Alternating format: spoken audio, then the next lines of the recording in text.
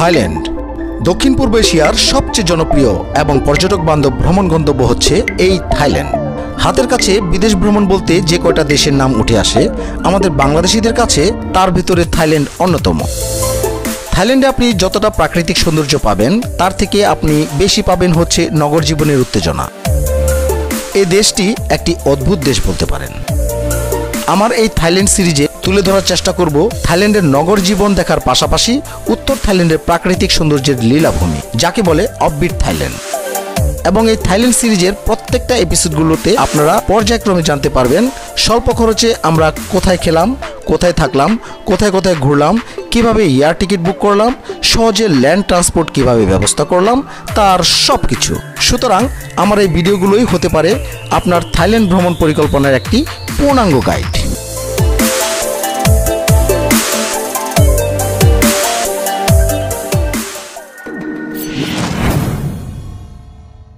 Hello বন্ধুরা, কেমন আছেন সবাই? নিশ্চয়ই ভালো আছেন। Welcome to my channel Sanjay সফর বিডি। থাইল্যান্ড সিরিজের নতুন একটি ভিডিওতে আপনাদেরকে স্বাগত।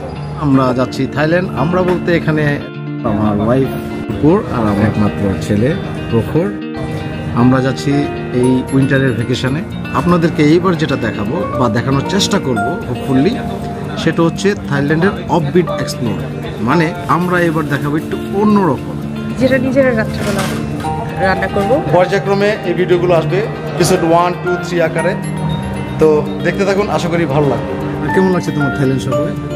এক্সাইটেড। তো চলুন তাহলে শুরু করি ভিডিওটা প্রথম থেকে। আজ 30শে ডিসেম্বর 2024। আমাদের এবারের ভ্রমণ গল্পটা শুরু করছি ঠিক আমার বাসার নিচ থেকে।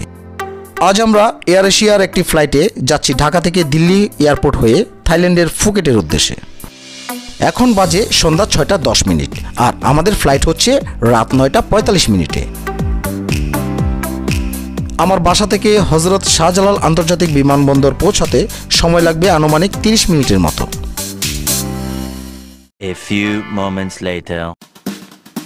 শুরুতে এসেই আমরা ব্যাকড্রপ, চেক ইন, ইমিগ্রেশন এই কয়েকটা কাজ দ্রুত সেরে নিলাম। খুবই স্মুথলি আমাদের ইমিগ্রেশন হয়ে গেছে। আমাদের কাছে vaccine certificate, NOC, air return ticket, hotel বুকিংয়ের সকল ডকুমেন্টস হার্ড কপি সঙ্গে ছিল, বাট কিছুই নিল না। এখন আমাদের হাতে আরও 1 ঘন্টার মতো সময় আছে, তাই আমরা আমাদের নির্ধারিত বলাকা লাউঞ্জে গিয়ে বসবো। লাউঞ্জে খাবারের মান সবসময় ভালো। আমরা এখানে ফ্রি ডিনারটা সেরে নিলাম। এই এয়ারপোর্টে আপনারা পেয়ে যাবেন একটি বুটিক্স কর্নার। হাতে সময় থাকলে এখানে ঘুরে যেতে পারেন। 2000 years later. ইতিমধ্যে আমরা আমাদের ফ্লাইটে উঠে বসেছি। আমাদের বিমান ছাড়লো ঠিক রাত 9:50। প্রতিবারের মতো এবারও ফ্লাইটে নির্ধারিত সময়ে সবাইকে খাবার পরিবেশন করলো। এয়ার এশিয়ার এই ফ্লাইটের খাবারের মান মোটামুটি, তবে চা এখানকার ভালোই লাগলো আমাদের। বলে রাখা ভালো, আপনারা এখানে চায়ের পরিবর্তে কফি বা কোল্ড ড্রিঙ্কসও নিতে পারেন। এবার আসল কথায় আসি। ঢাকা থেকে দিল্লি হয়ে ফুকেট যেতে এই রুটে এয়ার ফেয়ার পড়বে 30 থেকে 35 হাজার টাকার মতো পার পারসন।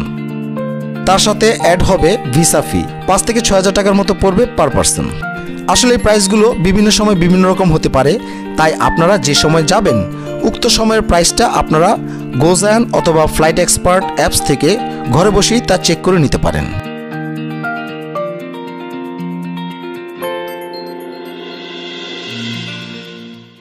ফাইনালি আমরা দিল্লির ইন্দিরা গান্ধী ইন্টারন্যাশনাল এয়ারপোর্টে পৌঁছে গেলাম প্রায় 2 ঘন্টা 45 মিনিট পর। আমাদের জার্নি শুরু হয়েছিল রাত 9:46 এবং দিল্লি এয়ারপোর্টে এসে পৌঁছলাম ঠিক রাত 12:30। এটা অবশ্য বাংলাদেশি টাইমে। এই মুহূর্তে দিল্লির তাপমাত্রা 9 degree Celsius, but feel like 6 to 7 degree Celsius.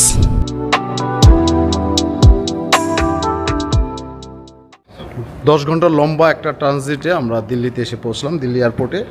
এখন আমরা এখানে যাচ্ছি, হোটেল রুম নেওয়া আছে দিল্লি এয়ারপোর্টে, হলিডে ইন এক্সপ্রেস দিল্লিতে। 7 ঘন্টার জন্য আমরা নিয়েছি। তো হোটেলটা কেমন, ভাড়া কত, বিস্তারিত আপনারা জেনে যাবেন। বন্ধুরা, এয়ার এশিয়ার ফ্লাইটে আমাদের দিল্লিতে প্রায় 10 ঘন্টার একটা লম্বা ট্রানজিট ছিল। কানেক্টিং ফ্লাইট থাকায় পরের দিন সকাল 10:30 উক্ত বিমানে আবার আমাদের সফর শুরু হবে। সেটা হবে Delhi to Phuket. can you tell me how can we go to Holiday Inn Express Hotel level 5 lift? Okay, thank you. এখন যাচ্ছি আমরা হোটেল হলিডে ইন এক্সপ্রেসের দিকে। এখানে বলে রাখা ভালো, দিল্লি এই এয়ারপোর্টেই পেয়ে যাবেন এই হোটেলটি। যে সকল যাত্রীদের লম্বা ট্রানজিট থাকে তারা চাইলে এই হোটেলে রেস্ট নিয়ে পরের ফ্লাইটে উঠতে পারেন। হোটেলটি খুবই কস্টলি, বাট পরিবার নিয়ে ঘন্টার পর ঘন্টা এয়ারপোর্টের রাত জেগে পরবর্তী ফ্লাইটের বিরক্তিকর অপেক্ষার চেয়ে এইরকম এয়ারপোর্টের কোনো একটি হোটেলে উঠে রেস্ট নেওয়া অনেক ভালো।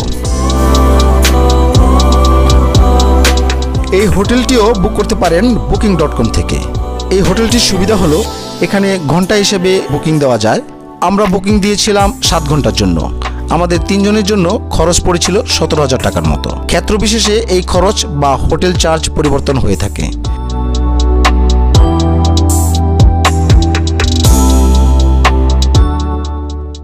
A few moments later. বাবা বলছে তোমাকে পাইপ দিয়া খাইতে। জল পেপসি না। তুমি বিমানে পেপসি খেয়েছো, আমরা বিমানে পেপসি খাই না। এই দুইটা এনসি কে লিখে বুঝছো? একটা হচ্ছে গিয়ে মামুনির তোমার, আর একটা হচ্ছে গিয়ে আমার। ঠিক আছে, এখন তুমি পিজা খেলে খেতে পারো। দেখি তো পিজাটা কেমন। ডোমিনাস।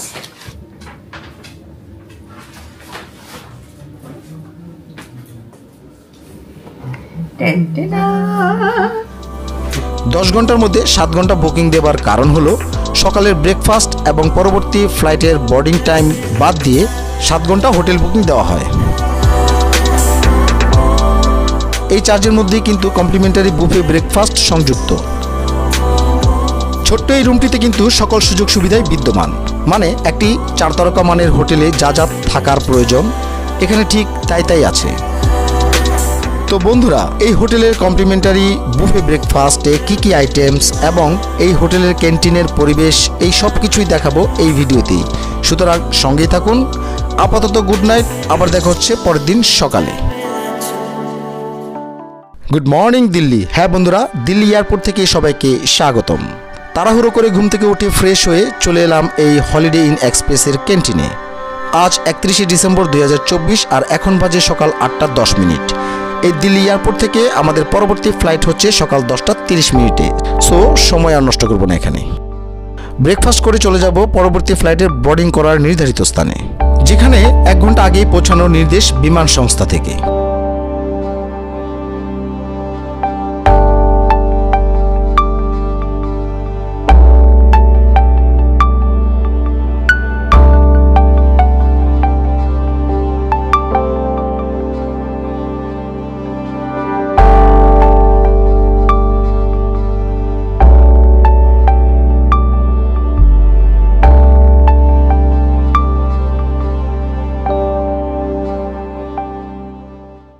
A few moments later. ইতিমধ্যে আমরা হোটেল থেকে চেক আউট করে ফেলেছি। যাচ্ছি আমাদের পরবর্তী ফ্লাইটের বোর্ডিং পয়েন্টে।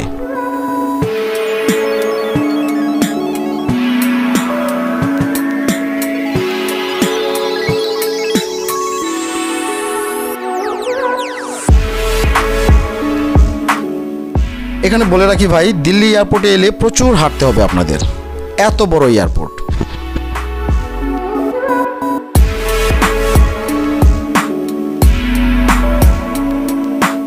উঠে পড়লাম আমাদের এয়ার এশিয়ার কানেক্টিং ফ্লাইটে, উদ্দেশ্য Phuket.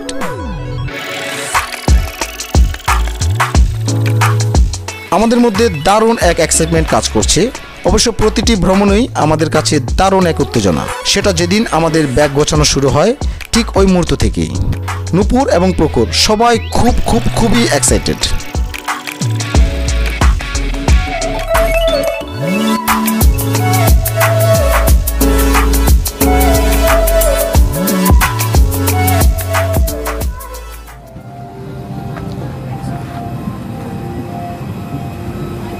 Thank you.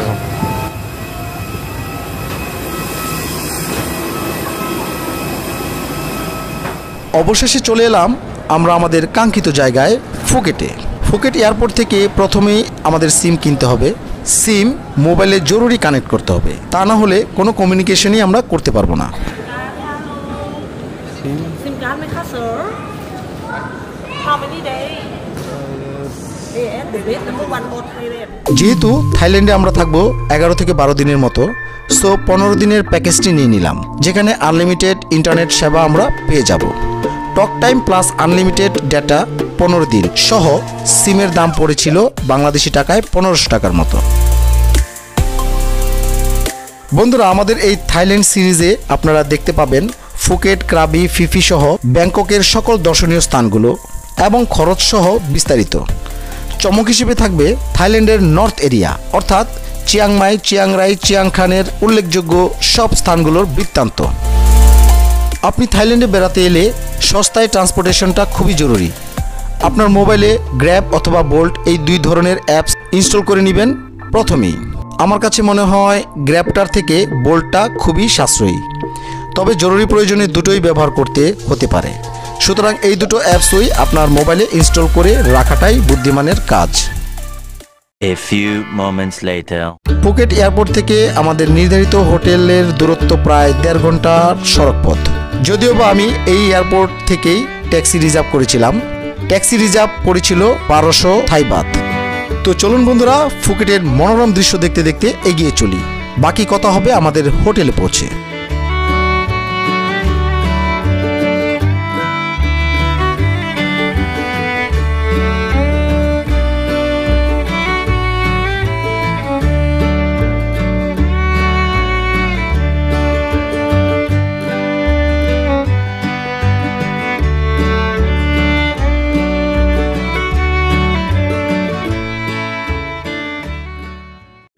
Thousand years later.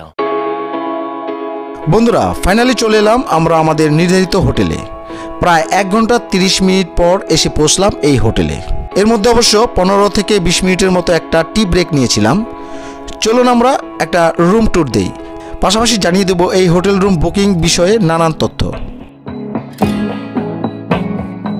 এই হচ্ছে আমার রুম। সেম এই রকমের পাশেই আরেকটি রুম নেওয়া আছে আমাদের। যেদিন থাইল্যান্ডের উদ্দেশ্যে রওনা হয়েছিলাম ঠিক তার 15 দিন আগেই থাইল্যান্ডের যে জায়গায় থাকবো এবং যেখানে যেখানে যতদিন করে থাকবো প্ল্যান করেছিলাম, ঠিক উক্ত জায়গায় এবং উক্ত দিনগুলোর জন্য আমি এবং নূপুর দুজনে মিলেই booking.com থেকে পছন্দ করে সমস্ত হোটেলগুলো আমরা বুক করে ফাইনাল করে রেখেছিলাম। বলে রাখা ভালো, এই হোটেলে আমাদের কমপ্লিমেন্টারি ব্রেকফাস্ট ছিল। একটি ভালো মানের হোটেলে মোটামুটি যা যা থাকা দরকার তার সব কিছুই ছিল এই হোটেলে, যা আপনারা কিছুটা দেখতে পাচ্ছেন। এবার দেখাবো এই রুমের অ্যাটাচ ওয়াশরুম। বড় একটি ওয়াশরুম, মোটামুটি সবই আছে, পরিষ্কার এবং পরিচ্ছন্ন। দুপুর এবং প্রখর পাশের রুমে রেস্ট নিচ্ছে, আমি এখন রেস্ট নিব। সন্ধ্যার পর যাব ফুকেটের বাংলা রোডে প্যাথং বিচে, কারণ আজ 31st নাইট। বিদেশের মাটিতে হ্যাপি নিউ ইয়ারের উদযাপন এটাই আমাদের প্রথম, তাই মিস করব না।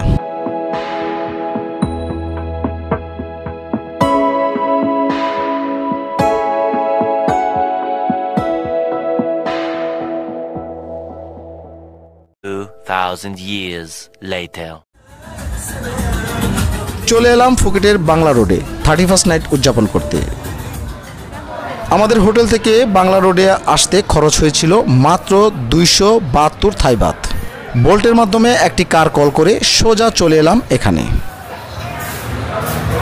আমরা এখন কোথায়? আমরা আছি বাংলা রোডে ফুকেটে। আমরা এখন ডিনার করব।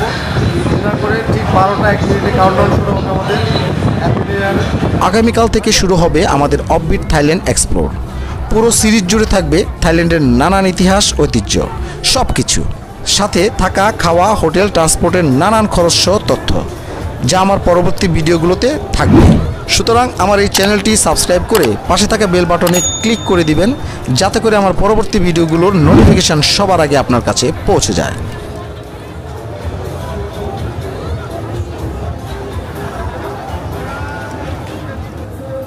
বন্ধুরা, সবাইকে হ্যাপি নিউ ইয়ার 2025-এর শুভেচ্ছা জানিয়ে আজকের মতো ব্লগটি এখানেই শেষ করছি।